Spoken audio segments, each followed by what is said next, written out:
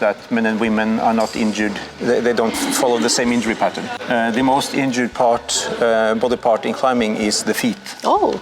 But my pinky is bigger than your index. Yeah, that's what clever root setting is. Yeah. They think that an injury is painful, but it isn't. One is going to be injured, one is going to stay at the same level, and one is going to get weaker. Yeah, that's hopeless. No, it's stupid. It's news for a lot of people, I think. Let's go. Let's go. So it's time for a new video, and today I have invited a very special guest. His name is Gudmund Grønhaug, and I think it was in May I posted a post on Instagram asking for suggestions about people that know a lot about damages or injuries in climbing, and I got the tips to invite you, and you said yes. So thank you so much for joining the video. Well, thank you for having me. It's a pleasure. Yeah, and Gudmund has been climbing now for 40 years, if I don't remember it wrong. I think it's about 30 plus. 30 plus, and also been a coach for around 20 years.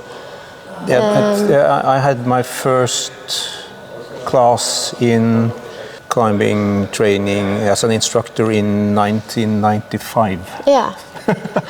And now it is 2024, so it's been a couple of years. Yeah, it's been, yeah.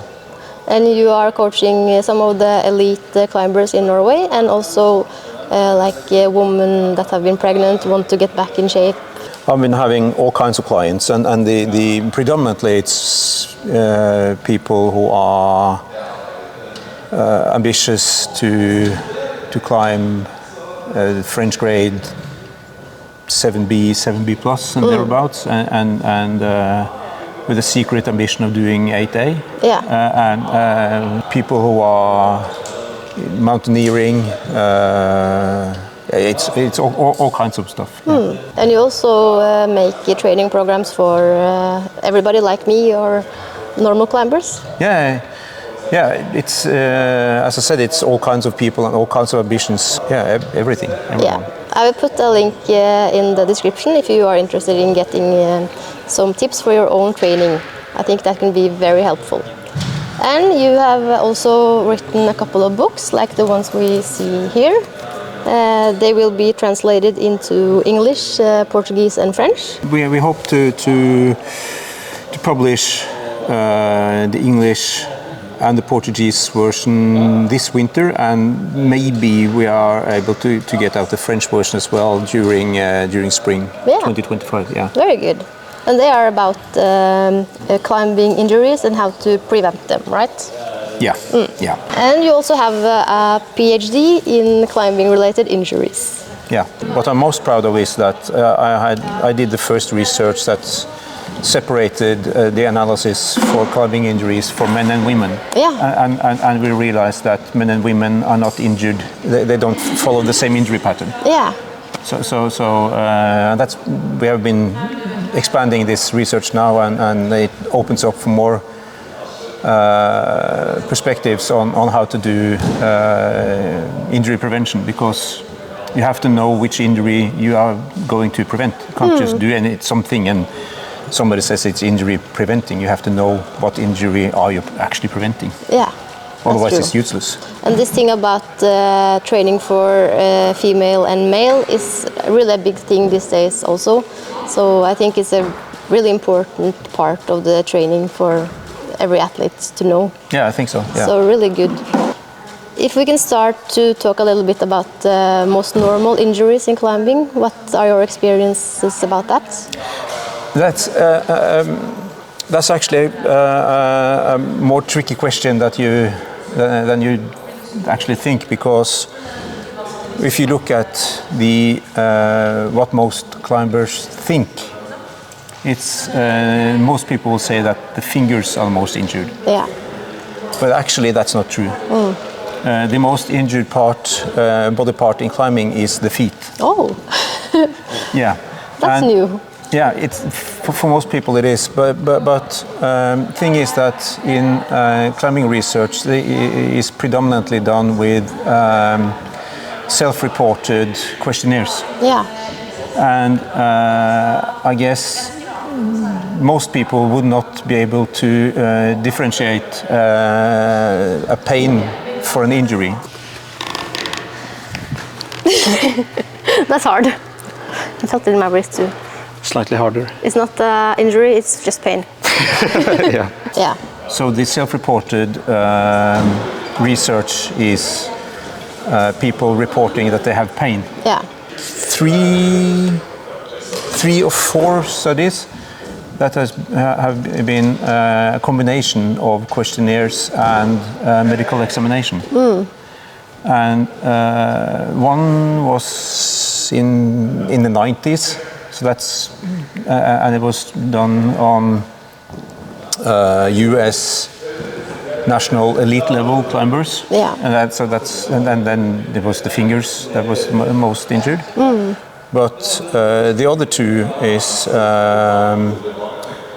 two have been performed only on the feet, but they found that almost 80% of the climbers had injuries in the feet. Yeah. And that's a lot. 80%, that means everybody. Yeah. At the same time, they also found that those injuries were unpainful. They didn't feel it. It's non-symptomatic injuries.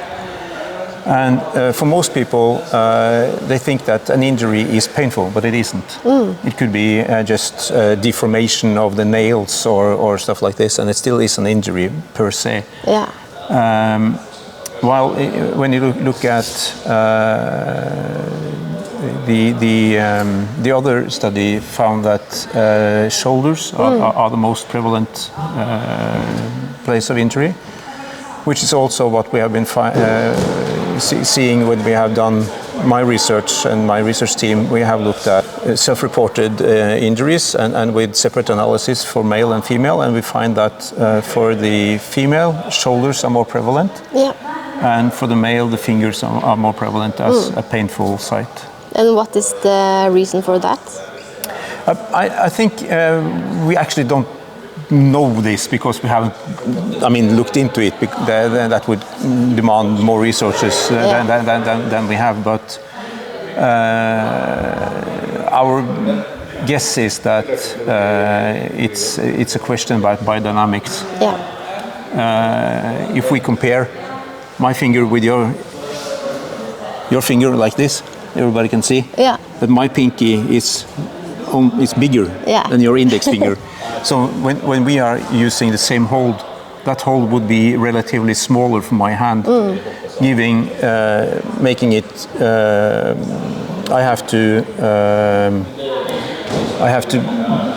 have more force through the holds than you have on a relatively smaller surface. Yeah.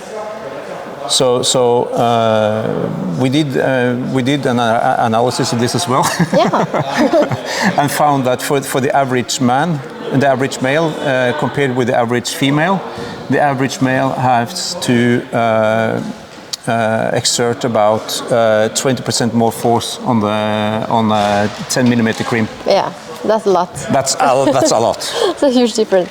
Yeah, so that's probably why the male fingers are injured, and for the female shoulder, it's probably because when we perform the same moves on the same holes, the distance between the holes makes your arms to be more outstretched than mine. Yeah. So when you are like fully outstretched, I can still have some bend my elbow and bend my shoulder a little bit. Yeah. And most injuries occur when you are fully stretched and in the eccentric phase. Yeah. Which is where a lot of female are. But in like competition where they make separate boulders for female and male, do they like use this knowledge to make it better for the female? Yeah, that's what clever route setting is. Yeah. But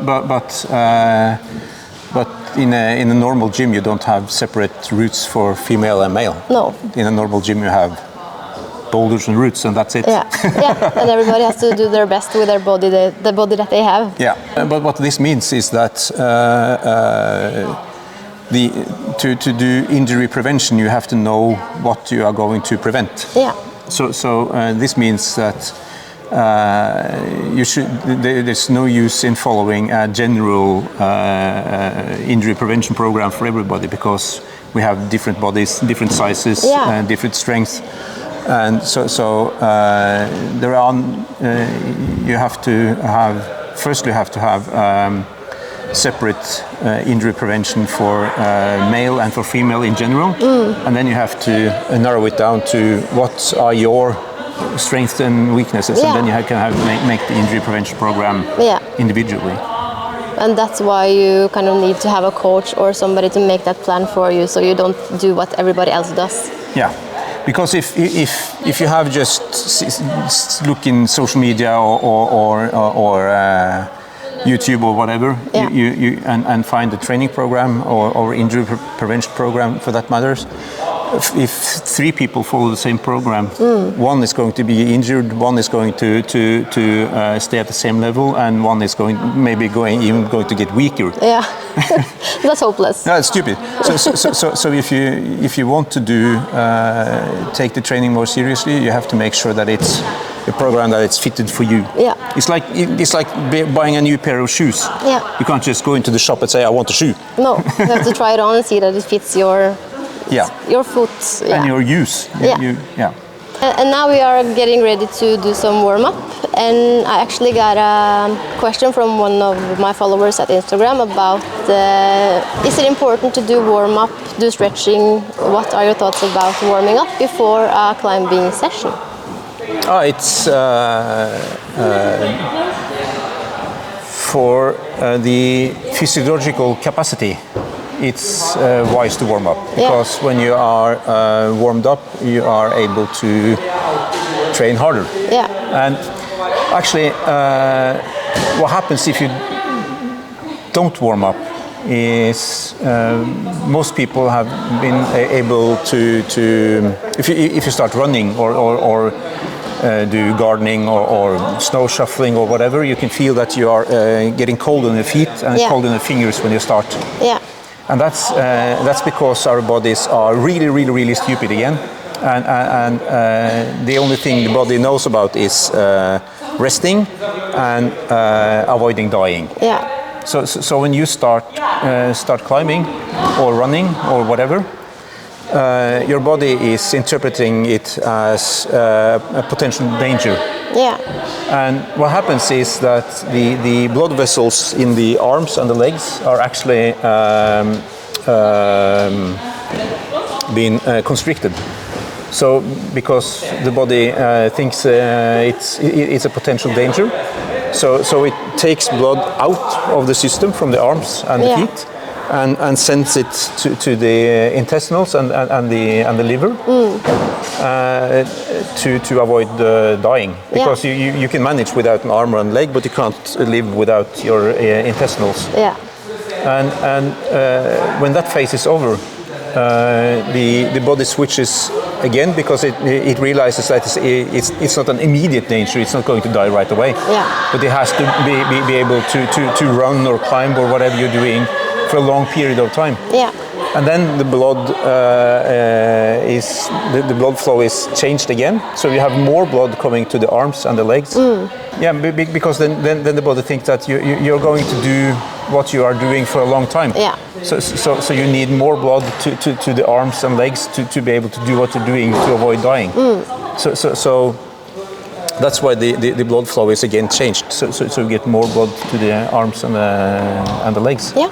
And that's the first reason why you should warm up. And the second reason for warming up is that the nerve signals is actually also being faster when you are warmed up. So you can react faster, and you can develop power faster than if you're not warmed up. But for injury prevention, it's absolutely doesn't matter. No, so you can just start on going to small crimps without warming up the hands, and you will probably not get injured. It's those who claim that you need to warm up to avoid injuries. It's not proven by any research ever, and this has been endless research on this, and I think the biggest meta-analysis has some, I think 20 or 30,000 participants, and they are completely unable to find any reduction in injuries from warming up. It's news for a lot of people, I think. Yeah, but it's like. It's more about you. If you go straight to the smallest crimps, you're going to feel weak. Yeah. And that's probably some kind of self-protection system from the body. So we are going to be weaker on the smaller crimps than you are usually. But it has nothing to do with injury prevention. No. Interesting. So do you have like a normal warm-up routine, or do you... The correct way of doing it is to you need a general warm-up first for like 10 minutes, like brisk walking, easy running, jumping, doing whatever you do to get warm. Because then you have to, the body has to understand that you're going to do the exercise for a long time. So you just spend 10 minutes or something just jumping and doing something, and then progressively increasing the intensity of what you do until you reach like 85 and 90% of the intensity you are going to train at. Yeah. So if you're doing endurance training, you should warm up in a different way than if you're going to do power training or strength training. Okay, so how should we warm up today then? Jump around and run around for a little bit, jumping up and down, and then just. I guess we're going to try the new boulders, and then it would make sense to start with the easy ones. Yeah. And just do some easy stretching while climbing. Yeah. And then get on with it. Sounds perfect. Yep. Let's go. Let's go. This is an interesting situation because you think that it is because your knees are stiff. Yeah. Yeah. So now we can just do a normal squat all the way down. Yeah. With the heels in the ground and up again.